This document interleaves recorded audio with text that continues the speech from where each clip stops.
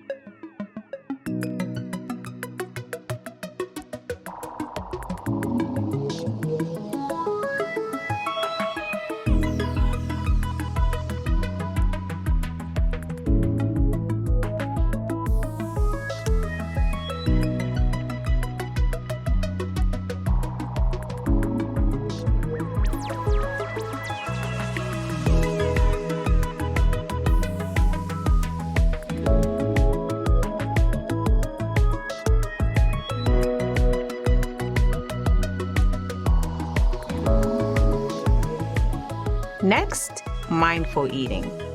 This means being fully present while you eat, savoring each bite instead of shoveling food down mindlessly. Notice the flavors, textures, and your body's cues for hunger and fullness.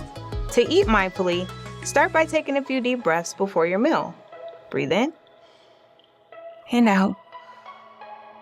Then chew slowly, avoiding distractions like TV, your cell phone, and even driving. This helps you tune into your experience so you can fully enjoy food while still recognizing when you've had enough. And have a growth mindset. So many of us have an all or nothing mentality when it comes to eating. But building lasting habits is a process with ups and downs. If you overindulge one day, don't beat yourself up. Simply reset with your next meal.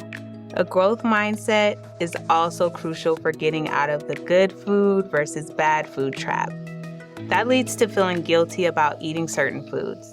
Instead of moralizing your diet, give yourself permission to eat a variety of foods, focusing on nourishing your body with wholesome ingredients you enjoy. Let's try an activity together. It's called Map My Meal. Write out what you typically have for breakfast, lunch, or dinner. Then write one healthy change you'd like to make to upgrade your meal.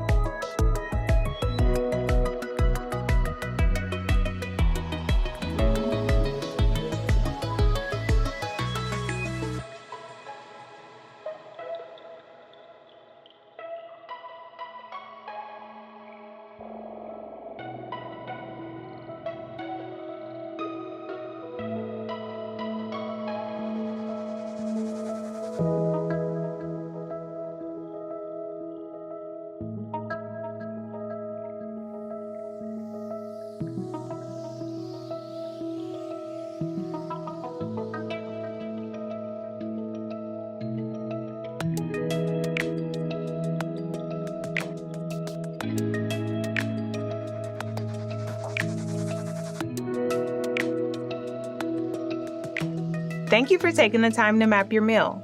Remember, developing a positive relationship with food is the ultimate goal. So plan ahead, eat mindfully, and approach each meal or snack with curiosity, not judgment. When you honor your health while also honoring your taste buds, eating well becomes sustainable self-care, not self-punishment.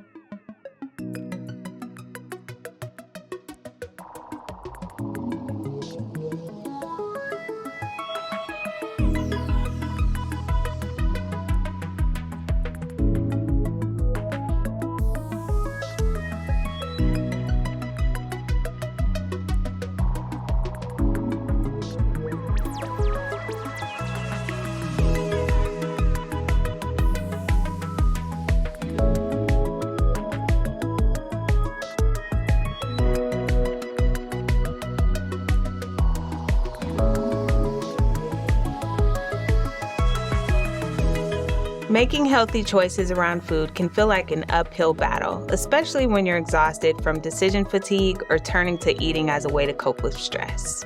But you don't have to stay stuck in that cycle. Decision fatigue sets in when you've depleted your mental energy from making too many decisions throughout the day. By the time the evening rolls around, the last thing you want is to put more effort into preparing a nutritious meal.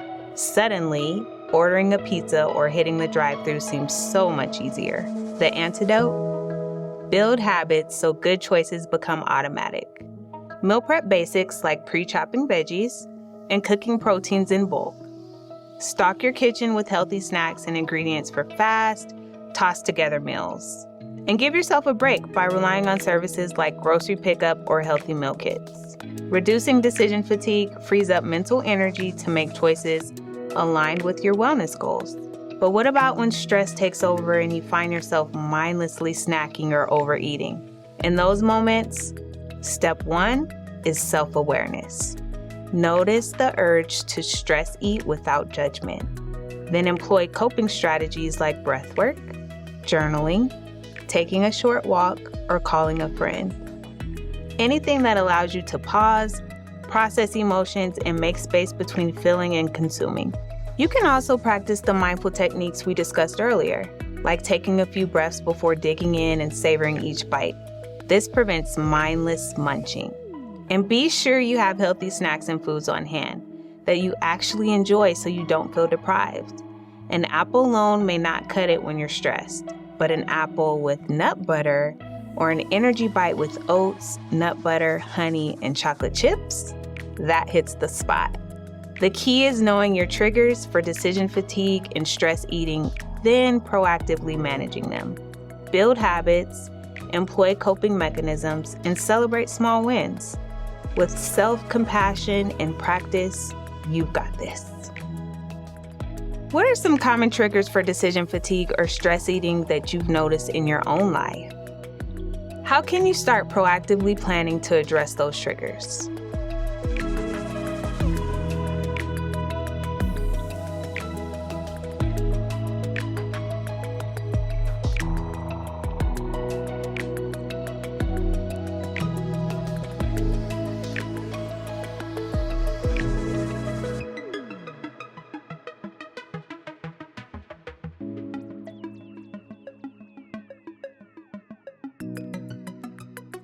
Having a healthy relationship with food goes far beyond just the nutrients we put into our bodies. It's about the mindset and psychology around eating as well.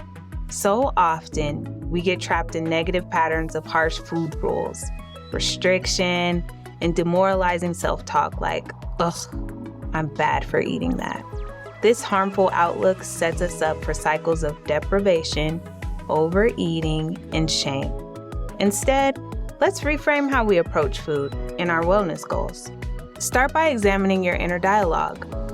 Would you speak to a loved one the way you speak to yourself about food and your body? Probably not. Extend the same compassion inward. Use positive self-talk rooted in kindness, not criticism.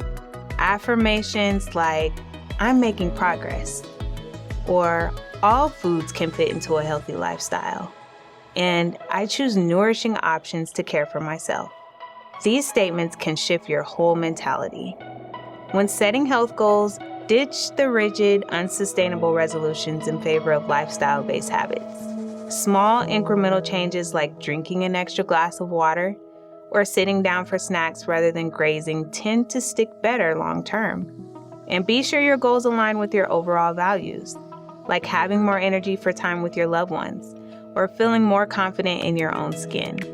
Attaching purpose to your why makes it easier to stay motivated. Remember, building a positive relationship with food is an ongoing process. There will be ups and downs. What matters most is being kind to yourself, celebrating non-scale victories, and making peace with all foods rather than judging yourself for food choices. What are some positive statements you feel comfortable saying to yourself that will support a healthy relationship with food?